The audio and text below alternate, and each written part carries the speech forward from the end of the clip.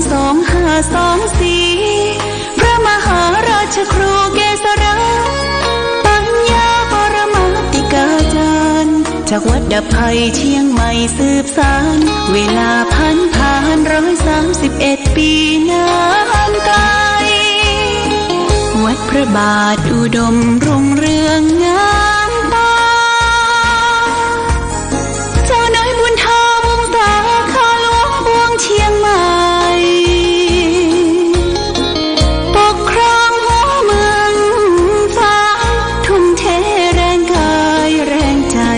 ทุกชาติพันธุ์รวมใจรักษา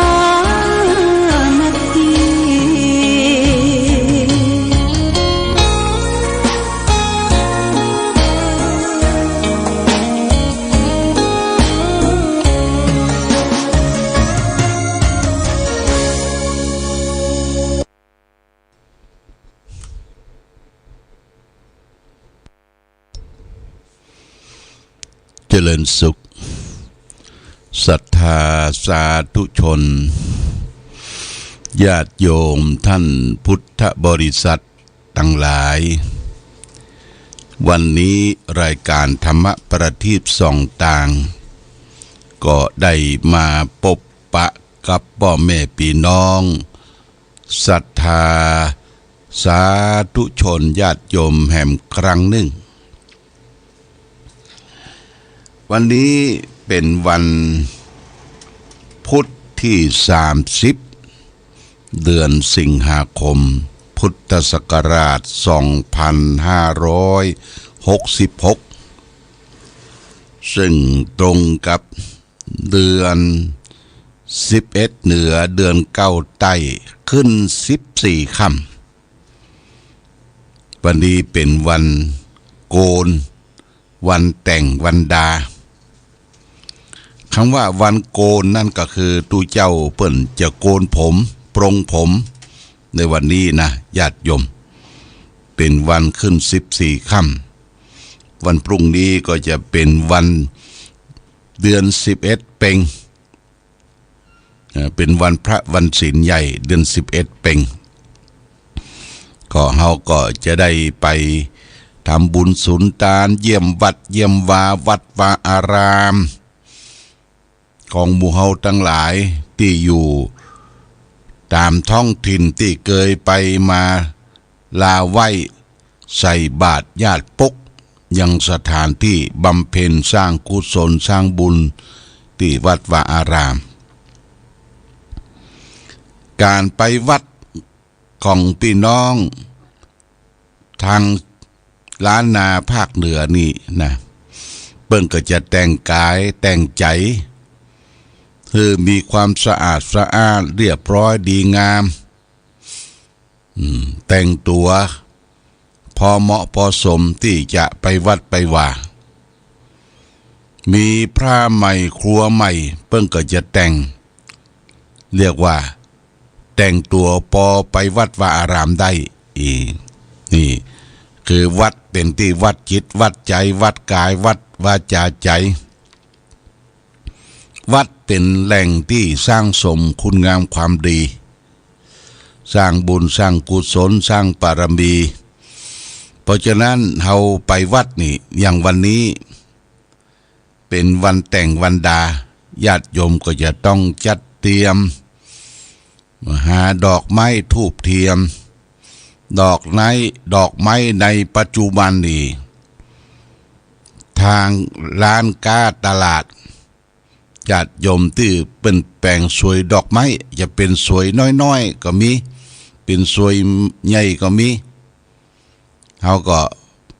ไปซื้อมามันถูกนะญาติโยมก็ส่งเสริมให้คนได้มีรายได้เขาบ่จำเป็นจะต้องไปเก็บดอกไม้ตามในสวนในบ้านในจองเฮาบางทีดอกไม้ที่เฮาปลูกประดับไว้ในบ้านในจองในสถานที่ทำงานเป็นเด็ดเป็นเหี่ยมันก็ขาดความสวยงาม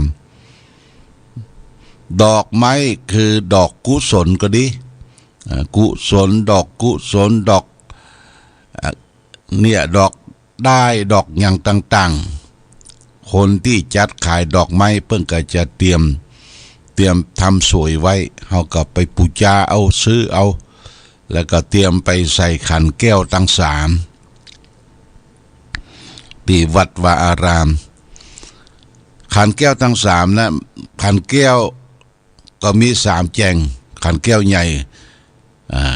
เรียกว่าใส่ดอกไม้สามปุ่นพระพุทธปุ่นพระธรรมปุ่นพระสงฆ์และถัดมาก็จะมีขันศีลขันน้ำตาลและขันนิมนต์ญาติโยมนะจะมี4 ขันขันศีลขันตาลขันนิมนต์แล้วก็บางทีก็มี5 ขัน5นั่นก็คือเอาไว้โยงขัน5มี5 ขันแก้วนี่มี3 ปุ้นแล้วก็แต่ละขันนั่นก็มีปุ้นเดียวเพราะฉะนั้น5จุ่มเนี่ย5 ดอกเอาก็ใส่ให้มันถูกใส่ขันแก้วทั้ง3เพื่อจะได้นำไปบูชาพระรัตนตรัยที่วัดวาอารามการไปวัดก็ญาติโยมพยายามอย่างยิ่งคือทำประโยชน์ตนประโยชน์ท่านไปเก็บไปกวาดทำความสะอาดเช็ดถูที่ไหนมันรกรุงรังเสื่อศาสตร์อาสนะมันขาดมันวิ่นมันบ่มีก็ต้องปรึกษากันว่าวัดเฮานี่ขาดศาสตร์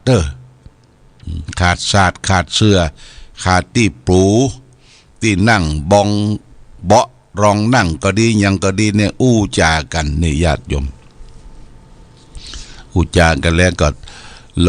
องหาเจ้าภาพเจ้าศรัทธาได้ร่วมด้วยช่วยกันและไปวัดจะไปนินทาเปิ้นญาติโยมจะไปนินทากันเล่าหน้าจาขวัญติชินนินทาคนอื่นศีลเฮาที่เฮา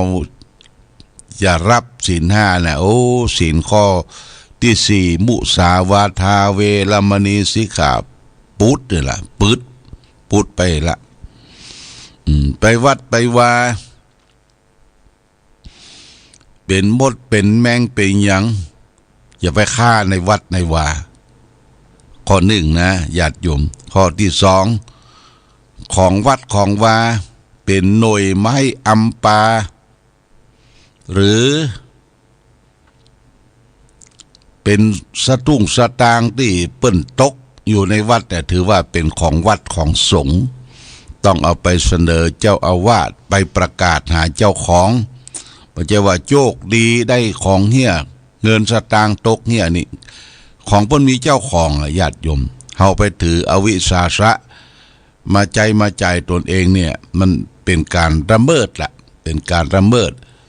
ผิดศีลข้อที่2อทินนาทานาถือเอาสิ่งของที่เจ้าของไม่ได้ให้โดยอาการยิบโชยขโ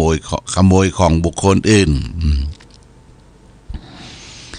ข้อ3จะไปเมี่ยงไม้มายาแปลงหูแปลงตาล็อกแรกเล่นกับคนนั่นเล่นกับคนนี้เรียกว่าผิดละเมิดศีลข้อที่3ข้อที่4มุสาวาทและข้อที่5ก็เช่นเดียวกันอย่าไปกินเหล้าเมายาเสพสุรายาเมาอย่างแต่ก่อนโบราณเนี่ยเฮาจังเนี่ยการเนี่ยงานตามโรงครัวก็ดีพัฒนาวัดก็ดีก็เอาเหล้ามากินละญาติโยมมันผิดศีลนะผิดศีลข้อ5แล้วก็ผิดกฎหมายโดยบ่เดียวเนี่ยกินเหล้าในวัดเสพสุราในวัดถ้ามีคนไปแจ้งจับเนี่ยเปิ้นปรับเปิ้นไหมในสถานที่อันควรเคารพที่วัดวาอารามที่ไหว้ที่ศาของเฮานี่ก็พยายามรักษาศีล5รับศีล5น้อมนำมาไปประพฤติปฏิบัติในชีวิตประจำวันปฏิบัติทางกายทางวาจาและก็ถึงทางจิตใจเฮาโดยนะญาติโยมนะจิตใจเฮาโดยอันนี้ก็เป็นเรื่องปฏิบัติที่จะทำกันในวันพระวันศีลไปวัดไปวาเมื่อค่ำมาญาติโยมนะเมื่อค่ำมาก็ บางวัดเพิ่งก็จะมีการเชิญชวนไปทำวัดสวดมนต์ไปทำวัดสวดมนต์ที่ไปวัดเขาจะไปนี่ก็ละออนที่มันไร้เดียงสาให้งองแงจะไปเอาไปเตื้อเพราะมันไปรบกวนคนอื่นนะเดี๋ยวก็เมาก็จะเกิดเมาก็จะอุ้มเมาก็จะปากกับลูกหลานที่ไร้เดียงสาที่ปรามบ่ได้เนี่ยญาติโยมมันก็รำคาญแก่คนที่ไปนั่งใกล้ชิดนั่งไหวนั่งสาเอาคนที่มันรู้กำคนไร้เดียงสาไปสอนลูกสอนหลานให้กราบเพื่อไหวสักการะบูชานี่หลักของการไปวัดแต่งเนื้อแต่งตัวคือสบายอาจจะนุ่งขาวห่มขาวก็ได้ถ้ามีนุ่งขาวห่มขาวก็ใส่สิ้นใส่เสื้อให้มันมิดชิดจะไปใส่อย่างที่มันฟิตแล้วก็มันมินเมต่อขนบธรรมเนียมประเพณีการเข้าวัดนี่เป็นหลักที่เราจะต้องประพฤติปฏิบัติในวัดวาอารามที่ไหว้ที่สาที่สักการะบูชาวันนี้เป็นวันแต่งวันโกนวันดาตุเจ้าพระสงฆ์ก็จะโกนผมกันเนาะโกนผมละ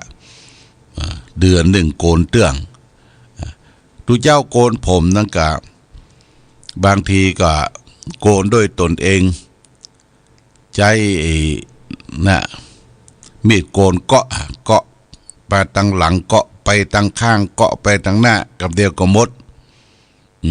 เด็กบทโกนผมด้วยตนเองก็ได้สำหรับที่ทุเจ้าบ่มีที่เปิ้งอยู่ตนเองตนเก่าจะไปให้คนอื่นมาโกนก็เป็นที่ลำบากวันโกนเสร็จเรียบร้อยแล้วทุเจ้าพระสงฆ์ที่ฟังรายการอยู่เพื่อบ่ฮื้อผมมันงอยผมมันหล่นฮื้อผมออกเนี่ยเปิ้นเอาบกขูดนะมะกรูดเนี่ยพาโคบเอาถูไถเอาถูไถบนผมเนี่ยผมมันงอกมันเงยบ่คือหัวล้านถ้ามันมีบกูดก็เอามะนาวมาพาโคบมันถูไถเอาจนมันน้ำอย่างมันมดแล้วก็เอาทิ้งไว้สักพักแล้วก็ไป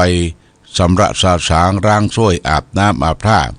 โกนผมก็ต้องโกนกิ้วไปโดยโกนผมบอกโกนกิ้วหนาตะเปิบตะปับไม่ใช่จารีตประเพณีของภิกษุสงฆ์ในประเทศไทยนั่นเป็นโกนผมโกนกิ้ววันพุธก็จะไปวัดวาอารามวันพรุ่งนี้พระเจ้าประสงค์เพิ่งก็ไปเข้าอุโบสถลงอุโบสถฟังพระปฏิโมกข์ฟังปฏิโมกข์ศีล227ข้อจะมีองค์แสดงองค์เทศในพระปฏิโมกข์อย่างที่ตำบลเวียงในเขตเทศบาลนี่เพิ่งก็จะเปลี่ยนกันไปเป็นละอุโบสถแรกที่วัดพระบาทอุดมวันเข้าพรรษาอุโบสถถัดมาก็ที่วัดศรีดอนใจอุโบสถต่อไปก็ที่วัดเจดีย์งามเนี่ยพัดเปลี่ยนเวียนกันไปเมื่อไปถึงอุโบสถแล้วทางเจ้าภาพวัดต่างๆก็เตรียมน้ำปานะแล้วก็เตรียมกันสวดพระปฏิโมกข์และตุเจ้าประสงค์ที่ไปก็ให้หอมเป็นกันสวดพระปฏิโมกข์อันนี้เป็นจารีตเป็นประเพณีนิยมที่ได้ทำสืบสานกันมาในวันพระวันศีลที่เราและท่านทั้งหลายที่จะต้องไปวัดวาอารามไปฝึกหัดปฏิบัติไหว้พระสวดมนต์ในวันพระวันศีลนี้เปิ้นก็ห้ามไปทำงานกลางกลางนางานที่ไปกุดไปฝังไปบุกไปเบิกกวมบันจอบเสียมอะไรอย่างต่างๆเนี่ยไปถูกกับสัตว์สิ่งหิ่งห้อย เป็นไส้เดือนเป็นสัตว์ที่อยู่ใต้ดินเนี่ยเปิ้นมาไปทำงานเหตุการณ์กันนี่แต่ก่อนเป็นอย่างนั้นนะญาติโยมไถนาก็ตามขวาซ้ายแต่ก่อนนี่ในวันพระวันศีลนี่เปิ้นจะพักทั้งคนพักทั้งสัตว์ควายวัวก็ดังและไปกินอิ่มนำสำราญวันนี้เปิ้นหยุดวันศีลนี่อันนี้ก็แต่ก่อนโบราณเปิ้นหยุดกันวันพระวันศีลแม้แต่สมัยของรัฐมนตรีแต่ก่อนนายกแต่ก่อนเปิ้นจะหยุดจะหยุดวันศีลเนี่ยถือว่าปล่อยโอกาสญาติโยมไปวัดวาอารามกันแต่ประเด็นนี้ก็หยุดเป็นสากลทั่วโลกหยุดวันเสาร์วันอาทิตย์แต่ในประเทศไทยแต่ก่อนเพื่อจะเพิ่มมาวันหนึ่งคือวันศีลแต่บ่ได้เมื่อมันเหมือนกับสากลทั่วโลกญาติโยมเพราะฉะนั้นเมื่อถึงวันพระวันศีลญาติโยมก็จะต้องปฏิบัติศีลธรรมกรรมฐานนุ่งขาวห่มขาวประพฤติปฏิบัติไหว้พระสวดมนต์ในบ้านในจองเคหสถานบ้านช่องลูกหลานที่มีพ่อมีแม่บ่สามารถที่จะเดินสัญจรไปวัดวาอารามได้ก็เอาผ้าขาวมาให้เปิ้นนุ่งเนี่ยวันนี้แม่พ่อนุ่งผ้าขาวชุดขาวเน้อวันศีลหาดอกหาดวงแล้วก็ให้เปิ้นได้ไหว้ได้สาจุดเทียนบูชานั้นเปลี่ยนญาติโยมเปลี่ยนเป็นเทียนวิทยาศาสตร์แบบกดสวิตช์แบบเสียบปลั๊กเอาอย่าไปจุดเทียนที่มันไหม้มันวอดเตี้ยมันลืมแล้วก็ไหม้วอดไหว้พระบูชาพระบูชาทั้งบ้านทั้งจองเคหสถานไม่หมดเพราะฉะนั้นใจเทียนวิทยาศาสตร์เปิดสวิตช์ปั๊บนี่มันก็จะออกมาละแสงเทียนคือคนเฒ่าคนแก่นั่งลาบมาได้ก็คือนั่งเก้าอี้ในบ้านในจองไหว้พระสวดมนต์อรหังชัมมาชัมพุทโธภควาเนี่ยนะโมสามจบอิติปิโสภควาก็ว่ากันไปคือไหว้พระในวันพระวันศีลเนี่ยญาติโยมจะไปลืมวันพระวันศีลพี่น้องดาละอ่างปะหล่องพี่น้องคนไตเปิ้นถือนักวันศีลนี่นะพี่น้องปะหล่องนี่ไปนอนวัดหมดจนวัดบ่มีที่นอนโลนศาลาโลนที่พักบ่เชื่อลองไปพอเตอะบ้านห้วยหมักเลี่ยมบ้านห้วยจันนุบ้านหนอแลนะญาติโยมที่พี่น้องปะหล่องนักๆเปิ้นไปวัดหมดไปจ้างเขาไปเหตุงานทำงานนี่บ่ได้วันนี้วันศีลวันศีลพักจนเป็นที่ละเอียมละอายแก่คนเมืองเขานะโอ้พี่น้องปะหล่องเปิ้นยังย่างพักเพราะฉะนั้นวันพระวันศีลไปวัดไปวาไหว้สาสวดมนต์อันนี้เป็นการนำมาซึ่งความสุขตั้งกายตั้งใจของหมู่เฮาและท่านทั้งหลายวันนี้ได้มาพบก็จะเอาเรื่องของที่จะทำให้อายุยืนญาติโยมอายุวัฒนธรรมกถาว่าด้วยธรรมเป็นเครื่องเจริญอายุพระพุทธเจ้าตรัสไว้ในพระไตรปิฎกเล่มที่25หน้า109คุตกนิกายธรรมปฐกถาพระพุทธเจ้าตรัสว่าอภิวาทนสีริสะนิจจังวุธาปจายโนจัตตารโอธัมมาวัฏันติอายุวันโลสุขังพรังธรรมหรือพร4ประการคืออายุวันนะสุขภระย่อมเจริญแก่ผู้มีปกติกราบไหว้อ่อนน้อมถ่อมตนต่อท่านผู้ใหญ่เป็นเนืองนิดนี่ญาติโยมจำไว้นะอายุก็คืออายุยั่งยืนนานวันนะก็คือมีผิวพรรณวันนะอันผ่องใสสุขะก็คือมีความสุขตั้งกายตั้งใจภระย่อมมีพละกำลัง บาดเจ็บไข้ได้ป่วยย่อมเจริญแก่ผู้มีปกติกราบไหว้อ่อนน้อมถ่อมตนต่อท่านผู้ใหญ่เป็นนิดอ่อนน้อมถ่อมตนต่อพ่อต่อแม่ต่อครูบาอาจารย์ต่อพระรัตนตรัยพระพุทธพระธรรมพระสงฆ์เป็นนิดเขาจะมีอายุยืนนะเนกรรมเนี่ยพระพุทธเจ้าได้ตัดใบแล้วก็พระสงฆ์ก็เอามาเป็นปอนปั่นให้แก่ศรัทธาญาติโยมอันประกอบไปด้วยอายุวันนะสุขภระเจริญยิ่งขึ้นไปอภิวาทนาสีลิสานิจังวุธาปจายโนจัตตารโอธรรมาวตันติอายุวันโดสุขังพระรังเนี่ยทุกเจ้าประสงค์จะฮือปอนเป็นภาษาบาลีว่าขอฮือญาติโยมท่านสาธุชนทั้งหลายจงประกอบไปด้วยธรรมะปอน4ประการนี้เนอคืออายุวันนะสุขภระย่อมเจริญแก่ผู้มีปกติกราบไหว้คนที่อ่อนน้อมถ่อมตนต่อผู้ใหญ่เป็นนิดญาติโยมจำไว้เฮาเป็นคนอ่อนน้อมถ่อมตนต่อผู้รักผู้ใหญ่ต่อพ่อต่อแม่ต่อครูบาอาจารย์แต่โดยเฉพาะอย่างยิ่งอ่อนน้อมถ่อมตนต่อพระรัตนตรัยคือพระพุทธพระธรรมและพระสงฆ์ย่อมกราบไหว้อยู่เป็นเนืองนิดอย่าได้ประมาทขาดเขาก็จะมีอายุยืนนะญาติโยมนะอายุยืนการไหว้พระสวดมนต์บ่ต้องไปทำให้คนนั่นคนนี้คนอื่นได้หันทำจำเพาะตนญาติโยมถึงเวลาละตื่นขึ้นมา5 โมงก็ดี6 โมงก็ดีล้างหน้าล้างตาคัดชีชวีวันเจ็ดหน้าเจ็ดตาคือเข้าไปห้องพระก่อนนะเข้าไปห้องพระไหว้พระก่อนอรหังสัมมาสัมพุทโธภควาก่อนนะพุทธังสรณังกัจฉามิเสร็จแล้วก็ว่านะโมตัสสะภะคะวะโตอะระหะโตสัมมาสัมพุทธัสสะแล้วก็อิติปิโสอะระหังสัมมาสัมพุทโธแล้วก็สุปฏิปันโนไว้ถึงกุลพระพุทธพระธรรมพระสงฆ์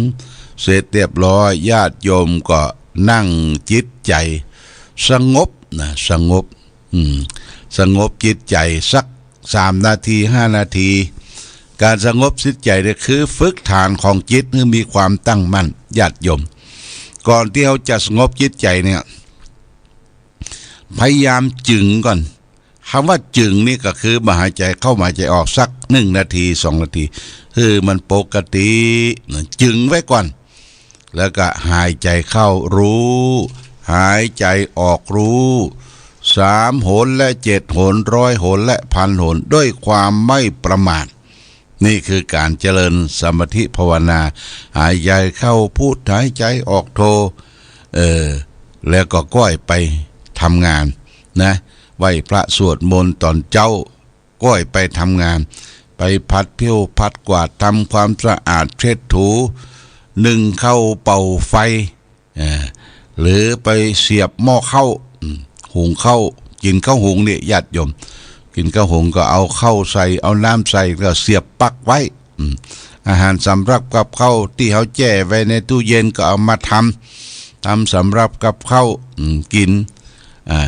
อยู่ง่ายๆกินง่ายๆดำเนินชีวิตวันพระวันศีลก็ประพฤติปฏิบัติอยู่ร่วมกันนี่คือการหน้าที่ของเราชาวพุทธวันพระวันศีลอาจจะไปวัดวาอารามข้ามมาก็อย่าไปลืมที่กราบที่ไหว้ที่สาที่สักการะบูชาก่อนจะรับจะนอนคือไหว้พระก่อนนะโม3 จบอรหังสัมมาสัมพุทโธภควาอิติปิโสสวากขาโตสุปฏิปันโนคือไหว้เป็นอาจินประจำไหว้พระพุทธพระธรรมพระสงฆ์ไหว้ถึงกุลพ่อกุลแม่กุลครูบาอาจารย์กุลพ่อกุลแม่เนี่ยเขานั่งรับตาที่เปิ้นได้คอยชุบเลี้ยงเรามาอมเปาะอมปอยห้อยตีนเต้าจ้อน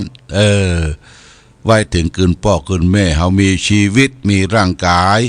อยู่ได้กินได้ดำเนินชีวิตได้เพราะมีพ่อมีแม่แน่และพ่อแม่คนต่อไปก็คือครูบาอาจารย์ที่เฮาได้ลวกได้ฉลาดได้แหลมได้หูจักผิดชอบชั่วดีก็เพราะมีครูบาอาจารย์นี่คือได้ปฏิบัติอย่างนี้ญาติโยมส่วนที่จะปฏิบัติถึงนิพพานกะไปสงบเย็นตื่นอื่นไปนี่มันยังไกลอยู่ขอให้จิตใจเฮาสงบก่อนจิตใจสงบเฮาแล้วก็มานั่งนึกตึกตองดูตัวเองตัวเก่าว่าเมื่อเฮาไปวัดไปวาปฏิบัติศีลธรรมกรรมฐานใจเฮาโลภอย่างเก่าก็ใจเฮาขี้โคตรอย่างเก่าก็ใจเฮาหลงอย่างเก่าก็หลงนั่นหลงนี่หลงรูปเสียงกลิ่นรสโผฏฐัพพะถ้ามันเบาบางลงนี่ญาติโยมก็แสดงว่าการประพฤติปฏิบัติธรรมเฮาไปวัดไปวาได้ผลอย่างนี้เป็นต้นเพราะฉะนั้นจึงขออนุโมทนาขอบคุณญาติโยมนะแต่ว่าก็ได้ตาลละญาติโยมได้ตาลกูบนาคถวายแด่พระเดชพระคุณท่านเจ้าคุณพระราชกิติสุนทรเป็นจำนวนเงินอยู่ 16,500 บาทนะกูบนาคหลังนาคเนี่ยเปิ้นได้ปะพบกับท่าน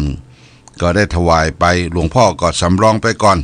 ไผจะเป็นเจ้าภาพเจ้าสถานก็มาบริจาคแต่ก็ขออนุโมทนาที่บริจาคไปแล้วมีหลวงพ่อท่านพระครูสุจิตานุรักษ์